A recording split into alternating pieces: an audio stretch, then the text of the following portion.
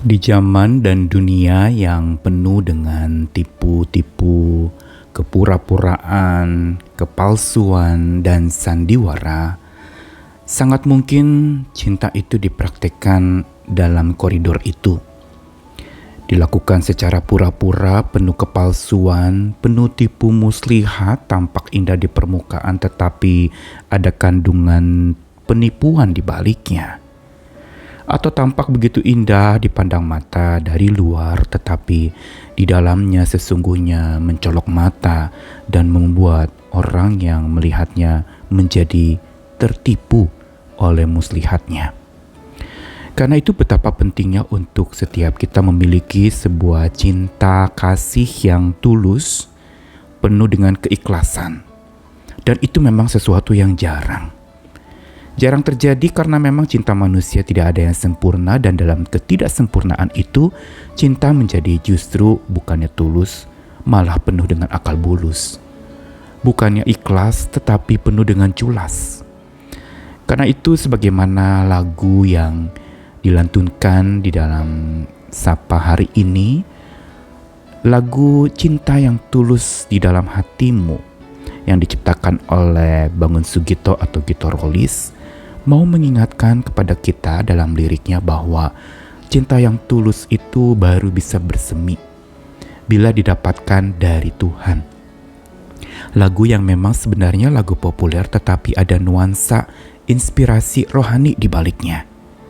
Bahwa cinta yang tulus, ikhlas, itu hanya dimungkinkan bila kita perolehnya sebagai anugerah dari Tuhan.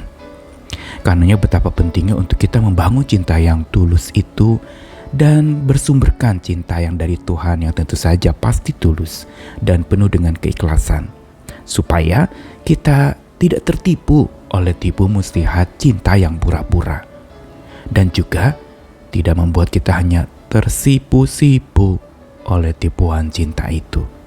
Saya Nikolas Kurniawan menemani di dalam Sabda Tuhan hari ini dari 2 ayat pertama di dalam Perjanjian Lama dari Amsal pasal 26 ayat yang ke-24. Si pembenci berpura-pura dengan bibirnya tetapi dalam hati dikandungnya tipu daya. Lalu Roma 12 ayat yang ke-9, hendaklah kasih itu jangan pura-pura, jauhilah yang jahat dan lakukanlah yang baik. Dalam Amsal, kitab yang penuh dengan hikmat dan bijaksana itu tercantum satu kalimat sederhana tetapi di dalamnya mengandung pesan dan peringatan yang kuat. Bahwa orang yang tidak punya kasih atau si pembenci itu berpura-pura dengan bibirnya. Dengan kata lain bahwa kata-katanya itu penuh dengan kepura-puraan terdengar menjadi semacam puisi atau madah yang indah. Dilantunkan dengan begitu santun dan enak didengar di telinga. Tetapi sebenarnya di baliknya itu tidak ada kandungan cinta kasih. Yang ada adalah hanya kepura-puraan dan di situ diidentikan dengan si pembenci. Ada kandungan tipu daya di dalam hati orang yang berpura-pura dengan bibirnya berbicara cinta atau mengatakan cinta atau mengungkapkan cintanya kepada orang yang dia kasih. Begitu pula kepada Tuhan. Ada banyak kisah-kisah dalam kitab suci di mana Tuhan menegur orang-orang yang melakukan sebuah perayaan memuja menyembah Tuhan tapi hatinya jauh dari Tuhan.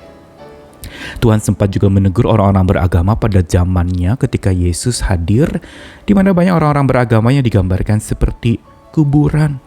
Tampak luarnya indah, mulutnya manis, kata-katanya begitu tampak berwibawa dan rohani, tetapi hatinya tidak mengenal Tuhan dan jelas juga tidak dikenal oleh Tuhan karena penuh dengan kecurangan, keculasan dan tipu muslihat.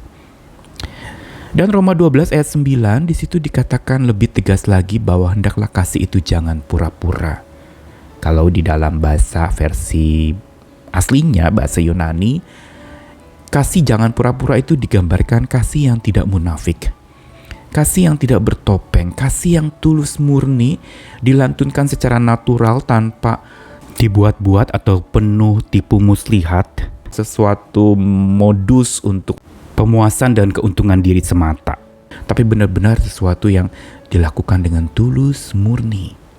Dan cirinya kasih yang tulus murni yang tidak penuh kepura-puraan itu adalah menjauhi yang jahat dan lakukan yang baik.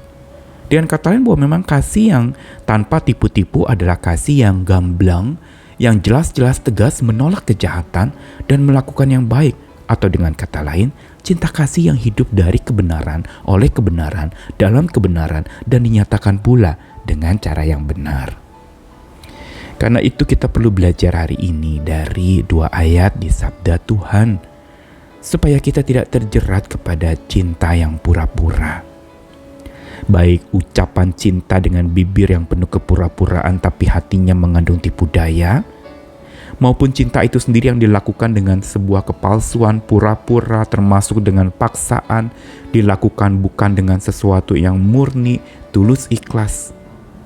Kita perlu belajar bahwa cinta penuh tipu itu begitu dangkal.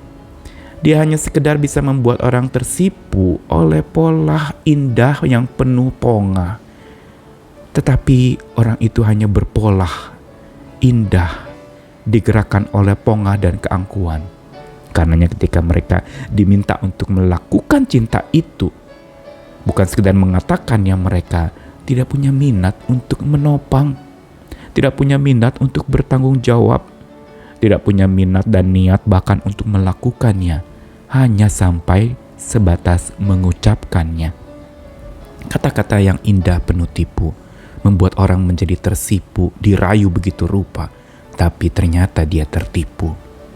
Namun cinta yang tulus sebaliknya dari kedua ayat tadi, antitesisnya adalah bahwa cinta tulus ikhlas itu malah sanggup menggerus akal bulus, menggerus dan menyudahi segala macam kejahatan yang tadi kitab suci katakan, jauhilah yang jahat. Kalau engkau punya cinta yang benar, engkau akan menjauhi yang jahat.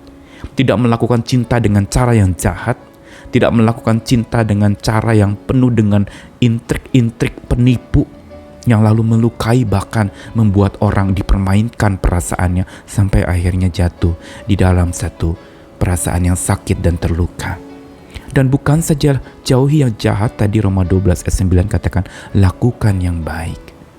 Cinta yang tulus ikhlas itu sanggup menggerus segala macam kejahatan berupa akal bulus dalam hati manusia, sekaligus keculasan dan kecurangan yang seringkali dipraktekkan demi cinta kasih, atas nama cinta kasih, dan bertopengkan cinta kasih.